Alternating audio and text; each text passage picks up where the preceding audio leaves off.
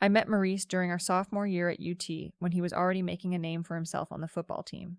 Everyone called him Oso because of his size, 6'3", 250 pounds of solid muscle, with this gentle giant personality that made him seem like a teddy bear until you saw him on the field. He was this sweet Mexican-American guy from a small Texas town, raised by parents who worked their butts off, his dad in construction, his mom cleaning houses, and they'd instilled this incredible work ethic in him that honestly made me feel a little lazy sometimes. What attracted me to Maurice wasn't just that he was this big, protective guy who made me feel safe, or even that dating a starting offensive lineman came with certain social benefits on campus. It was his focus, his determination. While other guys were partying every weekend and barely scraping by academically, Maurice was double majoring in construction management because he said football wouldn't last forever, and he needed a backup plan. He was smart like that, always thinking ahead, always responsible.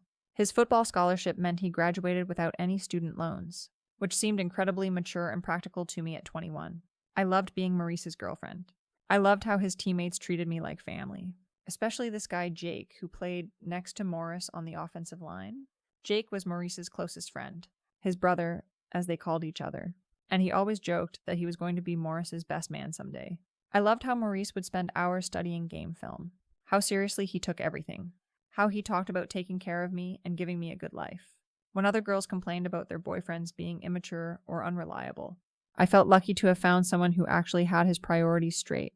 Senior year brought the NFL draft, and even though Morris wasn't projected to go early, his work ethic and technique had caught the attention of several scouts. When the Indianapolis Colts called his name in the 6th round, I swear I screamed louder than he did.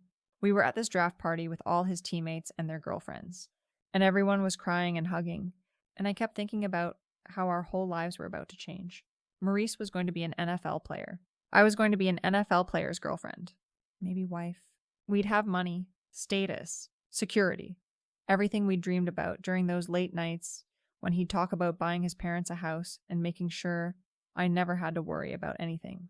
The move to Indianapolis felt like the beginning of our fairy tale. Maurice signed his rookie contract, and even though it wasn't huge money by NFL standards, it was more than either of us had ever seen.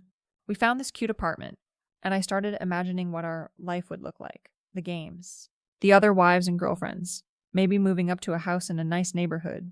Maurice threw himself into training with the same intensity he'd brought to college, showing up early, staying late, studying playbooks until his eyes were bloodshot. The coaches seemed impressed with his attitude, and I thought we were golden. Then came that Wednesday afternoon in August when everything fell apart. Morris had been having some knee soreness. Nothing major, just the usual aches and pains that come with professional football. But during a routine practice drill, something popped. I'll never forget the sound he made, not quite a scream, more like the air being knocked out of him, but deeper and more frightening. The medical staff rushed him off the field, and I spent the next 6 hours in a hospital waiting room, learning words like anterior cruciate ligament and meniscus tear and career-threatening injury. The surgery went well, the doctor said, but the recovery timeline was 8 to 12 months, and there were no guarantees about returning to peak performance. NFL teams don't have patience for especially not for 6th-round picks. Within 2 weeks, Maurice was cut from the roster, his NFL dream over before it really began.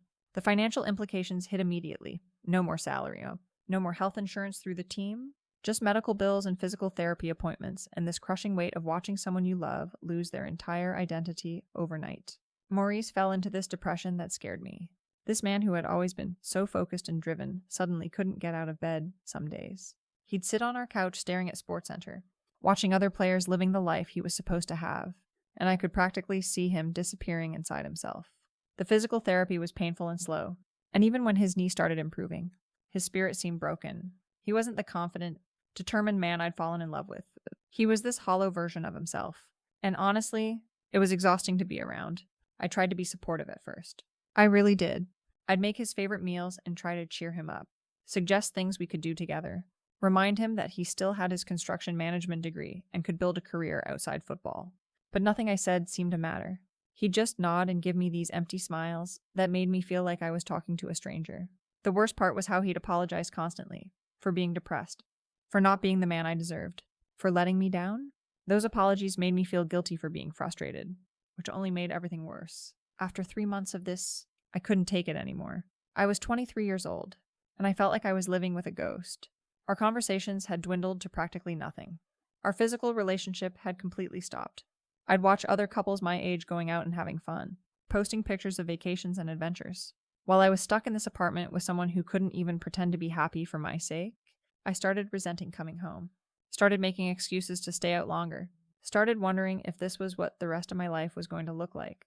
The breaking point came on a particularly bad day when Maurice had been on the couch for probably 14 hours straight, still in the same clothes from the day before, barely acknowledging that I existed. I'd had enough. I sat down next to him and told him exactly how I felt. It's just too hard to see you like this. You're not yourself anymore, and I can't keep pretending that everything's going to magically get better. I need space to figure out what I want, because this isn't the life I signed up for. I expected him to fight for me, to promise he'd get help, or at least try harder. Instead, he just nodded like he'd been expecting it, which somehow made me feel worse. I packed my stuff that same day and moved back home with my parents, telling myself I was doing the right thing for both of us. He needed to figure out his life without depending on me to fix his problems, and I needed to remember who I was outside of being his caretaker. The next few years were a blur of trying to rebuild my own life while occasionally hearing updates about Maurice through mutual friends. Apparently, he'd gotten his act together pretty quickly after I left. He'd found a job with a construction company, starting at $55,000 a year, which wasn't terrible but certainly wasn't NFL money. I was dating other people, exploring my options, trying to convince myself I'd made the right choice. Sometimes I'd see pictures of him on social media looking healthier and happier, and I'd feel this weird mix of relief and regret. What I started hearing more frequently, though, was how well Maurice was doing at work. He'd thrown himself into his career with the same intensity he'd once brought to football. He was always the first one on the job site and the last one to leave. His supervisors loved his work ethic, his attention to detail, his natural leadership abilities. Within 2 years, he'd been promoted twice, and by year 3, he was making over $80,000 as a project supervisor. By year 4, he'd been promoted to construction manager with a salary of $110,000, plus bonuses and benefits. Hearing about his success stirred up feelings I'd been trying to ignore. This was the Maurice I'd fallen in love with. Driven, successful, building something meaningful with his life. The depression and lost years after his injury started seeming like a temporary setback rather than a permanent personality change. I began wondering if I'd given up on us too quickly, if I'd abandoned him when he needed me most instead of sticking by him through the rough patch. The more I thought about it, the more I realized I'd made a terrible mistake.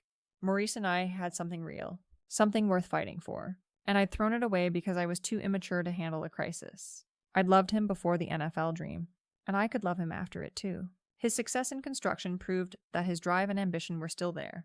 They'd just been temporarily buried under grief and disappointment. And now that he'd found his footing again, maybe we could find our way back to each other? I reached out to him on a random Tuesday, suggesting we meet for coffee to catch up. My heart was pounding when I saw him walk into the cafe, looking better than he had in years. He'd filled out again, looked confident and put together in his work clothes. Had this calm energy that reminded me why I'd been attracted to him in the first place. We talked for 3 hours, and it felt like no time had passed at all. I was honest with him about my regrets, about how I'd realized leaving him was the biggest mistake of my life. I cried, telling him how sorry I was, how I hated myself for abandoning him when he was struggling, how I'd spent 4 years realizing that what we had was special and irreplaceable. I told him I'd grown up, learned what really mattered, and that if he was willing to give us another chance, I'd never walk away again. Maurice listened to everything I said with this thoughtful expression, asking questions about what I'd learned about myself, what I'd do differently if we got back together. He wasn't angry or bitter, which honestly made me feel even worse about how I'd treated him. He was just careful, which I understood. I'd broken his trust once, and he needed to know I wouldn't do it again.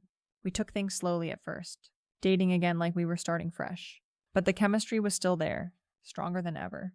Maurice had grown into himself in ways that made him even more attractive, more confident, more secure in who he was, more appreciative of genuine connection. Within 6 months, we were talking about marriage, about building the life together that we'd always planned. When he proposed, I felt like I was getting a second chance at happiness I didn't deserve, but was grateful for anyway. Our wedding was everything I'd dreamed of. Maurice's old teammate Jake was his best man, just like he'd predicted in college. Jake had actually made it in the NFL, playing 3 seasons with the Cleveland Browns before retiring, and he'd started his own construction company. He and Maurice had stayed close, and Maurice even did some side work for Jake's company on weekends. It felt like our whole circle was thriving and successful, like we'd all found our paths even if they weren't the ones we'd originally planned. Married life with Maurice was comfortable, and stable. He was making great money. We'd bought a beautiful house in a nice neighborhood, and I finally felt like I had the security I'd always wanted. Maurice was still a workaholic, but now I appreciated his dedication instead of resenting it. He was building something for us, creating the foundation for our future family, proving every day that I'd been right to come back to him. The only thing that sometimes bothered me was how much he worked. Even as a manager, Maurice maintained his habit of being first on the job site and last to leave. He'd come home exhausted most nights, too tired for much conversation beyond the basics of how our days had gone.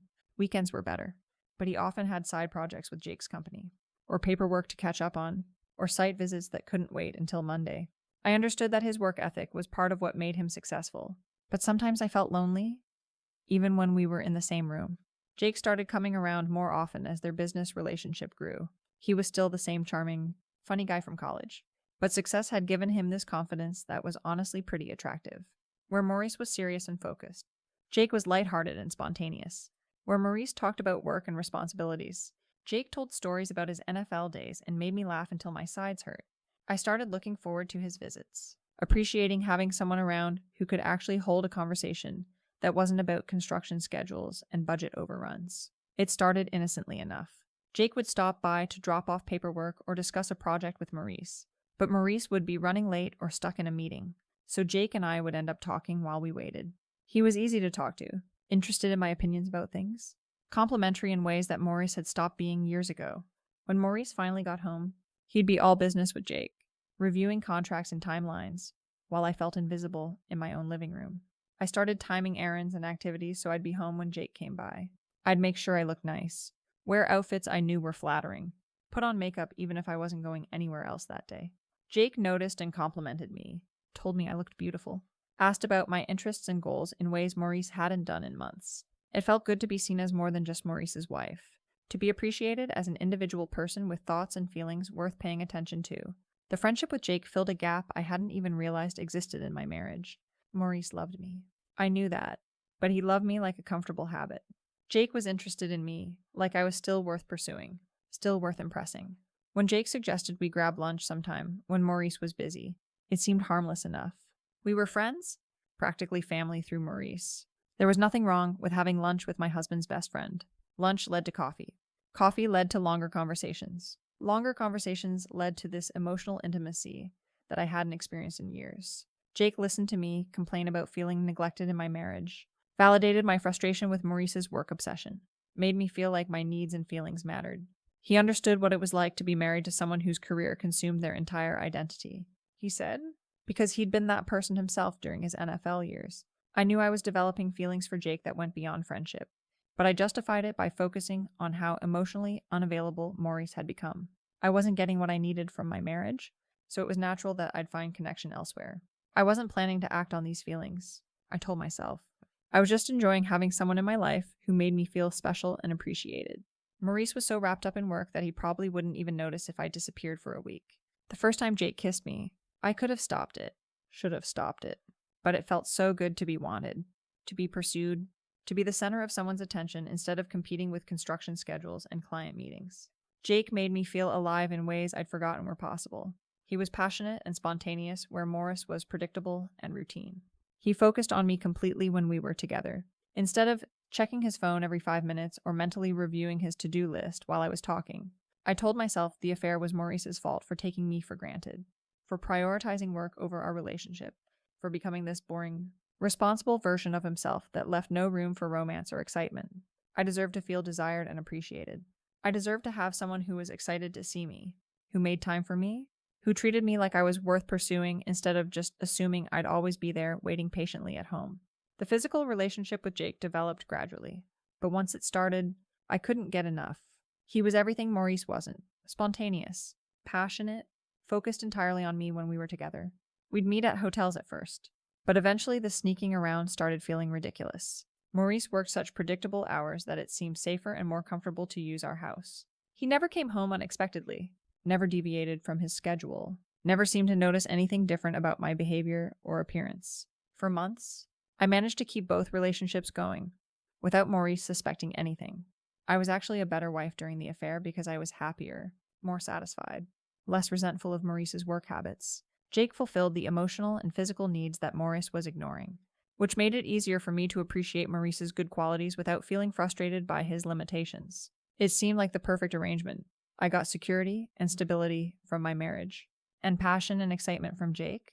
The Wednesday afternoon, when everything fell apart, started like any other day.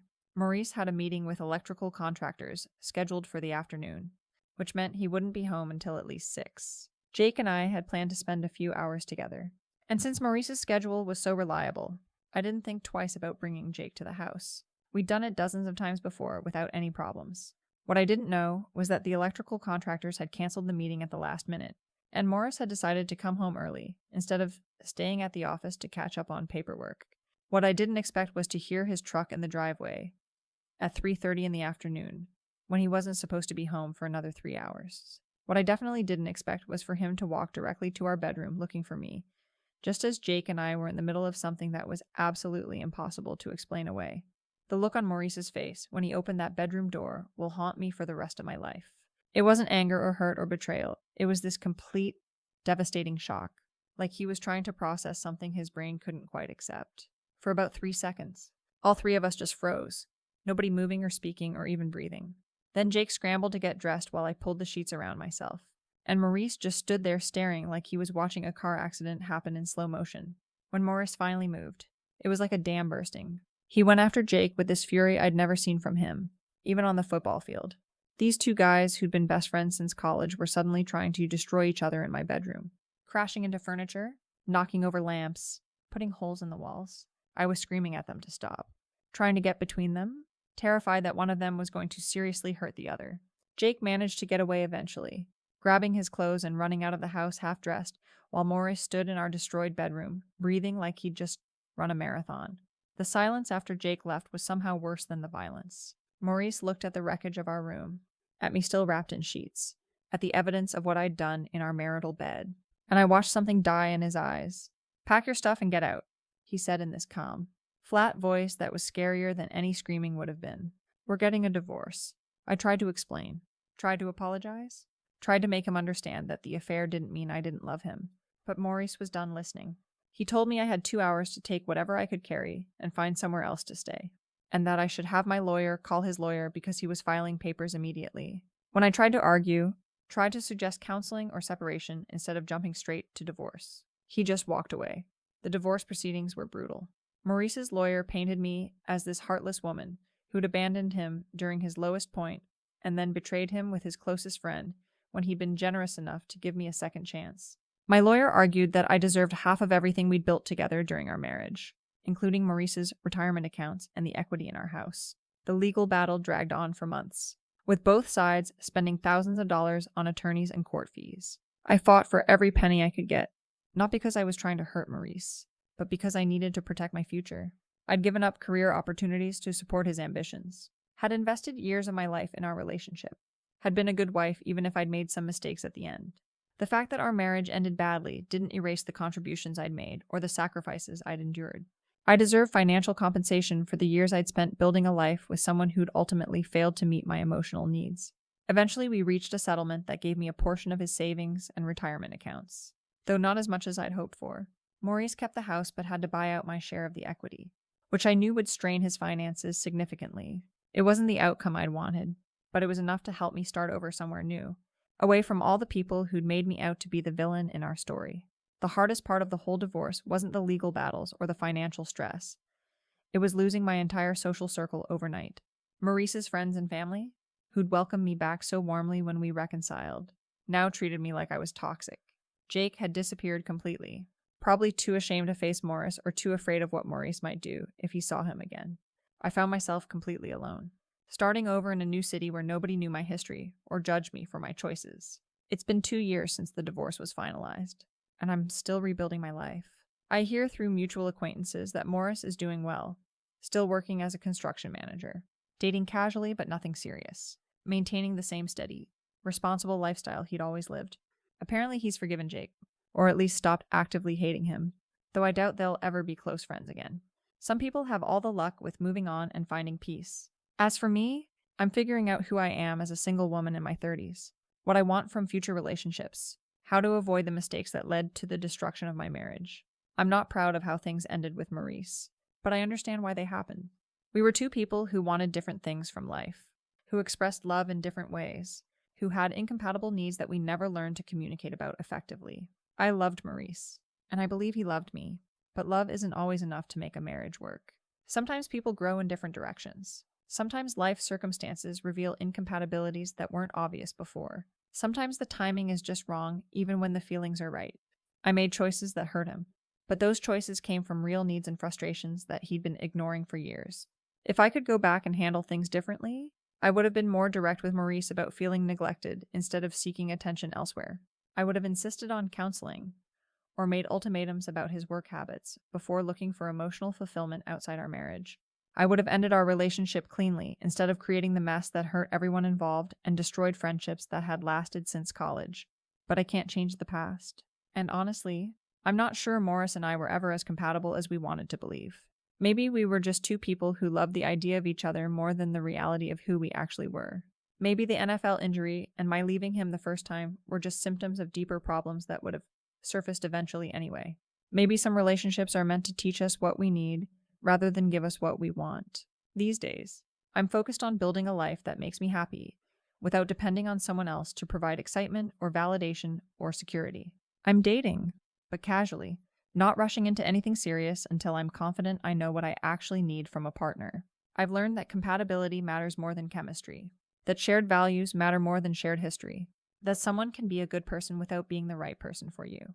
I don't regret leaving Morris the first time when he was depressed and struggling, because I wasn't equipped to handle that situation, and staying would have made both of us miserable.